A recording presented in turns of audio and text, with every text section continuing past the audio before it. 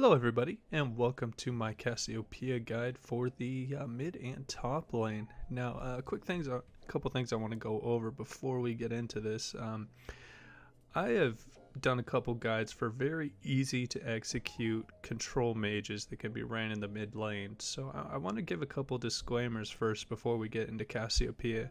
She really performs best with someone that has a low ping, and it's a lot more mechanically intensive than the other champions that I've gone over. So just make sure that you know that you really are getting into it when you are starting to try and play Cassiopeia. She does have a great win rate right now at 54%, and a really low ban rate at 1%.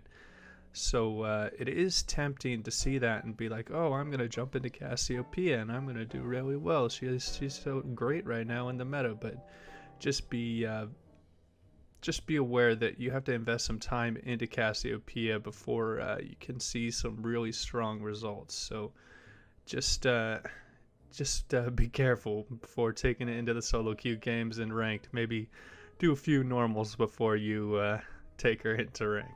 Alright, and let's move on to the guide. Alright, and let's jump right into Cassiopeia's kit. Starting off with her passive Serpentine Grace, Cassiopeia gains movement speed based on her level, but she cannot purchase boot items. Now this makes Cassiopeia very, very unique in her sense that she's able to scale very, very well. She has a really high movement speed in the late game, especially when you hit your Q, and you don't have to waste that item slot with boots. You can just purchase a full another AP item, which is really great and can turn Cassiopeia into a really strong late game monster. Alright, let's get right into our Q. Cassiopeia blasts an area with poison after a brief delay, granting her increased movement speed if she hits an enemy champion. Now this is what gives Cassiopeia such a great laning phase. If you land a Q, you're able to just chase them down with that extra movement speed and spam your E's at them, and it synergizes really well with phase rush, increasing your movement speed that much more. Alright, and next is Miasma, her W. Cassiopeia releases several clouds of poison, slowing, grounding, and lightly damaging enemies that pass through them. Grounding enemies cannot use movement abilities. Now this is what makes Cassiopeia a really strong control mage, letting her control a zone in front of her and stopping people, like say Zack's about to do an elastic slingshot, or someone really needs to flash out right away. This is a great ability to just throw down and control the team fight in that way. So make sure you're using it at the most opportune moment. Now it did get a nerf where you're not able to throw it on top of yourself, giving her a bit of a dead zone. So just make sure that you're maintaining a good distance and not letting people just get right on top of you. Alright, and next we have Cassiopeia's E, Twin Fang, where most of her damage comes from. Cassiopeia lets loose an attack that deals increased damage to poison targets and heals for a percentage of the damage dealt. If the target dies from this attack, Cassiopeia regains mana. So this is a great skill to just last hit CS minions in lane, just last hit and get that little bit of mana back, and it is great because you can be shooting it and moving, so it has really great chase potential with your QE level 2 all in. And finally, her ult, Petrifying Gaze. Cassiopeia releases a swirl of magical energy from her eyes, stunning any enemies in front of her that are facing her and slowing any other enemies with their turn back. Now this gives Cassiopeia a great amount of control.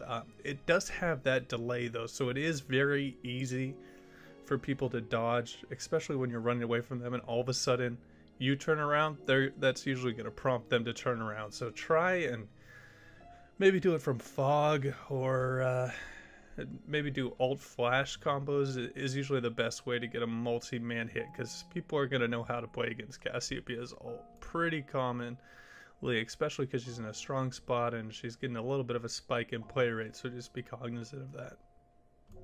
Alright, and now jumping into Cassiopeia's runes. They're pretty dead set on what is the most meta on her right now, being the sorcery tree into the precision. So let's go over them and see the reason why. So phase rush is super effective on Cassiopeia because she has a very strong lane phase, especially on her level ups with Presence of Mind, where she is able to chase the opponents down, and Phase Rush just increases her movement speed by so much and makes her so dominating in lane that it's really hard to choose a different keystone, because this one just performs so well and it just synergizes perfectly with what you want to do. Alright, and next up in the first line, you can either take a Nullifying Orb if you're in a really strong AP matchup against you that you just find yourself getting killed sometimes, but I really prefer Monoflow Band just because your level up all-ins with Presence of Mind, you're spamming a lot of E, so you're just dumping your mana. So Monoflow Band helps you a little bit with your sustain and making sure you have enough mana for those all-ins. Next up is Transcendence, pretty self-explanatory. Cooldown reduction is pretty strong on her. Next up is Scorch, is really ideal on Cassiopeia, and what she's looking to do in the early game is just give her a little bit more damage, make her Q hits a little bit more punishing. You can take the Gathering Storm, but she's so strong in the late game already that Scorch really helps your early game trough. Alright, and let's get into the secondary trees that you can go into. The most popular by far is Precision, with Presence of Mind, of course, because of the all-ins where you can just spam an infinite amount of E's for a certain amount of time. And then Coup de Grace, which just helps you get that little bit of burst in to just finish off those low HP enemies. Now let's get into kind of some fun secondary trees. If maybe you're in a lane where you know it's going to be really tough to get a kill, maybe you want to go for something else so it's not just forcing those all-ins all the time. So Domination is definitely not as popular, but it can be really fun, and it gives you a lot of sustain with the Ravenous Hunter, and also with the Taste of Blood, both giving you healing, and it also you get the healing from your E, so you turn into a little bit of a sustained monster, which is really nice in lane, letting you stay in lane a bit longer and hitting your item breakpoints a little bit quicker. Alright, next up, some people are taking the Resolve Tree secondary just because of the strength of Bone Plating right now and its effectiveness in the early game versus Assassins. It can really be the difference between just getting bursted out by that Zed or that Fizz or that Talon. And next up, another thing that's really good in the Resolve Tree is Second Wind. If you're against something that's poking you over and over and over again, like a Vel'Koz or a Xerath, it can be pretty effective. And if you are looking to try something else new, that's new, Inspiration Tree isn't terrible, with perfect timing, giving you that free stopwatch, and then Cosmic Insight in getting that cooldown reduction. Alright, and that will wrap up the runes. Alright, let's get right into Cassiopeia's items and the best ones and most effective. Now this is my favorite part of each guide, because there can be so much diversity with all these fun new AP items. So before I start off this section, I'd like to encourage anyone who has found a unique item, maybe that's not listed here, that works really well on Cassiopeia, please comment it on the section below, because I love talking builds and I love seeing your guys' input. I know recently I did a Swain build and someone was talking about how they're having success with Proto Belt, and I tried it out and it was really fun. So it's really cool if you guys give me that kind of unique weird experience with a different item build than the meta items I'm going to list right now. So tier is really important, that tier rune item path, because of her, again, with her E spam, she can be very mana hungry in team fights, so it is a good pickup. And it's very strong right now with the recent changes giving 20% CDR, and you just get that huge, nice defensive shield. Another mana item you can pick up if you want to be a little bit more tanky and you're going up against a very heavy magic damage team is Abyssal. Now you are a mid-range mage, so you are going to be close enough for the aura to be debuffing them. So this is a good pickup. You do have good AP scaling though, so it's a little bit of a shame. So just make sure that if you are grabbing this item, you do have good damage from other parts of your team. It's not like a 2 carry setup, and Just make sure they have a lot of magic damage, making it worth it. Some players also go Rod of Ages, be a little bit tankier, and just get a little bit more of a mana pool. Two items that I just love buying on Cassiopeia and what first attracted me to her are the Rylai's Leandri setup, where they give a little bit of burn and a little bit of slow on them, and it procs on your Q, which can be hit from a long distance, and it makes your W just so annoying to walk through, and it just feels bad to be walking through that Cassiopeia miasma when you're getting that Leandri's burn on you. Alright, and a couple fun situational items that I have seen and I've tried out myself are the Morellonomicon, if you're going up against a heavy healing team like Warwick jungle, Vladimir mid, Swain top, and Soraka support. Another fun situational item is the Spellbinding Orb, which is very good when you are looking to chase someone down, giving you that extra bit of ability power, that extra bit of movement speed, making your chase a little bit more insane on top of the phase rush and the Q buff. Okay, and a couple defensive items that can be pretty good on Cassiopeia if you're going against a very heavy pick reliant team.